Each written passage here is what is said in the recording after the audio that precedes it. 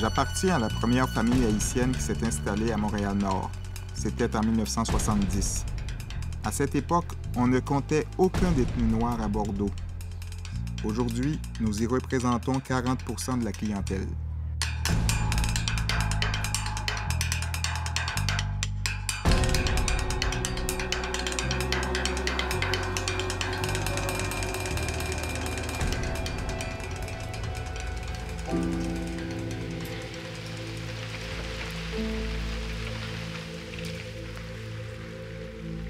À peine arrivé de Port-au-Prince, j'ai été accueilli en héros à Montréal-Nord. On se bousculait pour devenir mon ami.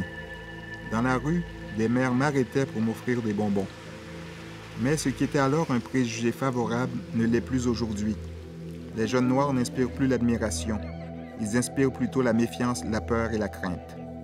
Qu'est-il donc arrivé? Comment et pourquoi en sommes-nous arrivés là? Le monde que tu côtoies, tu sors de l'école avec eux autres, veux pas, faut que tu saches, OK, cette personne-là va m'aider ou pas. Les grands frères, là, on le voit même auprès de leurs petites sœurs et leurs petits frères, là, les grands frères, c'est comme, mon grand frère, c'est un gangster, ben, je vais devenir un gangster, j'ai pas bien le choix. Puis si le premier est un gangster, malheureusement, ceux qui vont suivre, ils risquent de l'être.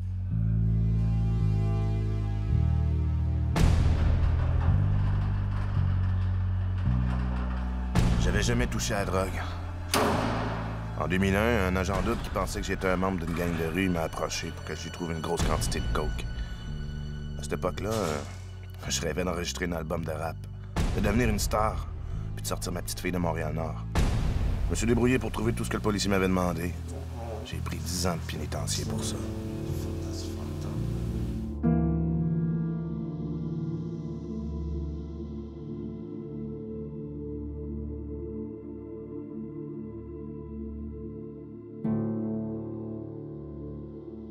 Je fais un documentaire sur la situation des jeunes noirs en prison. On se pose la question, pourquoi il y a autant de jeunes noirs d'origine haïtienne en prison actuellement? Il y en a trop, OK? Pourquoi, d'après toi? C'est quoi le problème? Le problème, c'est tout le monde a des rêves. Tout le monde veut faire de l'argent facile. Les Noirs sont faits pour être pauvres, point barre. C'est au Québec où les Noirs travaillent le moins au monde, je pense. Il y a beaucoup de personnes qui ont des diplômes puis qui ne peuvent pas travailler parce que l'employeur, je ne veux pas engager d'Haïtiens. À un moment donné, le jeune, il commence à en avoir marre de tout le temps se faire identifier par la communauté ou bien par certains citoyens comme étant membre de gang de rue parce qu'il est habillé de cette façon-là et parce qu'il a un tel comportement. À un moment donné, il se sent persécuté. Par contre, et je mets en garde, et ça fait un petit bout de temps que j'en parle, faisons attention aux tensions interculturelles à Montréal. Est-ce que vous pensez que nous sommes, au Québec, dans une société xénophobe ou raciste?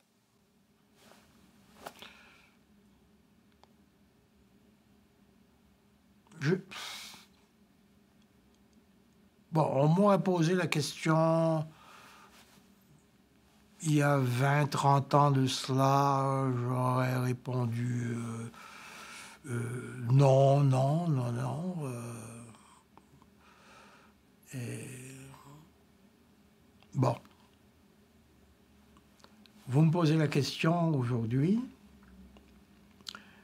et quand j'examine certaines données, certains faits, etc., il y a un racisme qui prend beaucoup plus une allure systémique.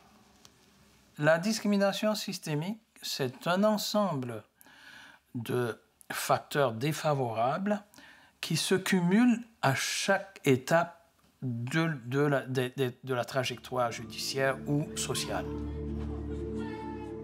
Nous sommes lents à la colère. Nous avons été très patients jusqu'à présent. Nous ne nous sommes que très peu souvent révoltés. Mais le temps a fait son œuvre et bien des choses risquent de changer. Il est donc urgent de régler ce problème avant que des troubles plus graves ne surviennent. Est-ce que les Haïtiens sont en colère? Pas encore assez.